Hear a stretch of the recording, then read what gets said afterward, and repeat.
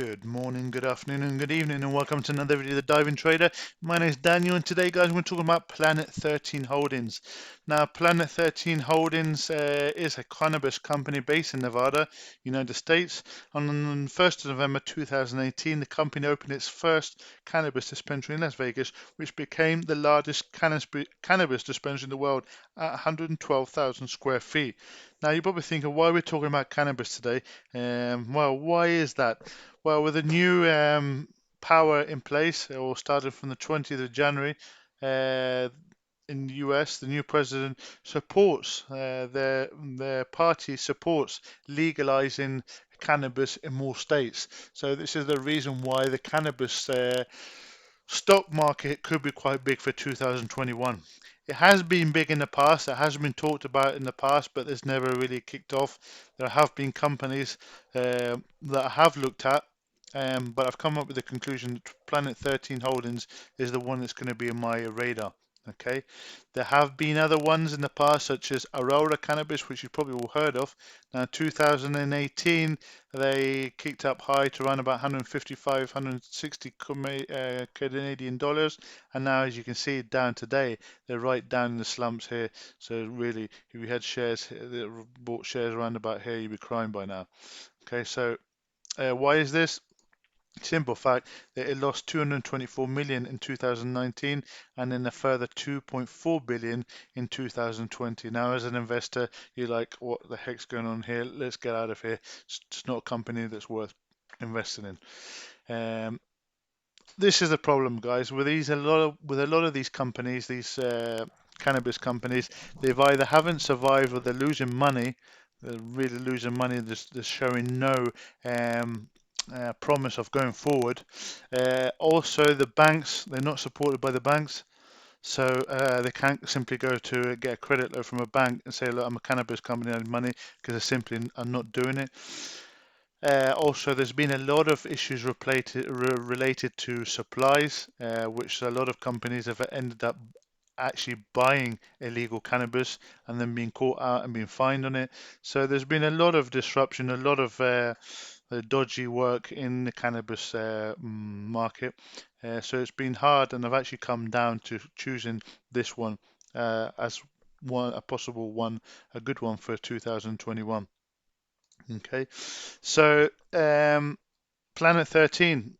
Planet 13 has branched out from where it started in Nevada and has obtained a license to sell recreational marijuana in California. Okay, so this has created a big boom for the company. So let's go into it. Let's have a look at it. So, firstly, according to their source, according to market research, 74% of Americans prioritize experiences over products. Okay, so they have a product or they have a line of products, this company, but they want to create an experience with it. And I think this is great. And they actually look like they're really doing a good job of this. Okay. Um, so I like this. I like this concept. I like the fact that what they're not just selling a product, because everyone can sell a product, but if you can't create an experience with it, you really can't go much further. So this company, I think, is going the right way. Now in Nevada, they actually have two retail locations. So they have the Planet 13 Superstore, which is the big one, and then Medicine Dispensary. Then they have a retail store that's opening up now in Santa Ana in California. Then they have three cultivation facilities and three production facilities. Okay. In 2019, they created a revenue of 63 million US dollars, and they had around more than 1 million visitors in 2019, and around about 9% of Nevada's total cannabis sales came from that in 2019. It's actually really well positioned. As you can see here, you've got the Las Vegas Strip, and then just to the left of it, around about a 10-minute walk. I haven't been there, by the way. Around about a 10-minute walk, there's they have their facility there. Okay, so it's really quite a good place, good sightseeing place for a lot of people. In addition to that, they have coffee shops and restaurants, experiential in-house production, and event spaces as well. They have in-house brands and wholesaling, so they increase cultivation to support their vertical integration of their flower line or their medicine flower line. They wholesale to more than 40 dispensaries in Nevada. They have multiple SKUs across product categories in top 10 in Nevada, and they have their in-house brands made up of 25% of the superstore sales in third quarter of 2020. So they really are building momentum here, guys. You can see here back in 2018, they had created revenue. This is just on the last quarter, guys, of 8.3 million. Okay, and then throughout 2019, each quarter they haven't grown, but they've maintained their rhythm. So they started with 16.6 million. So as you can see, 16.5 million seems to be the average. And then they had a big hit, obviously, in the second quarter, which is where we had COVID, and then they're picking up. I mean, look at where they are in the third quarter. They haven't had the fourth quarter results published yet, but look at the results here. I mean, it's really, really quite promising here. So there's a strong revenue, really a lot of room for improvement, but they're going in the right direction. This is a little bit about their objectives, okay, in Nevada, which I won't go into detail.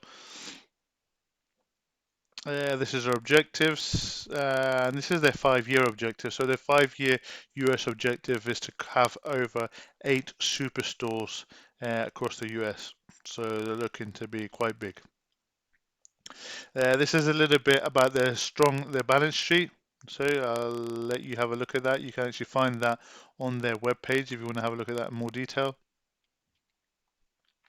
The management board and directors. So yeah, I mean, I've gone through the board of directors. The Larry Scheffler, which is the CEO, seems to know what he's doing. I like his thinking, the way he's moving forward with his company.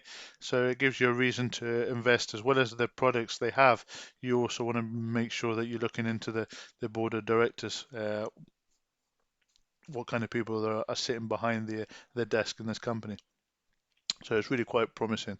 So they have a lot of experience between all of them. So it's quite good. So again, you can find that on the website if you want to have a look at that in more details.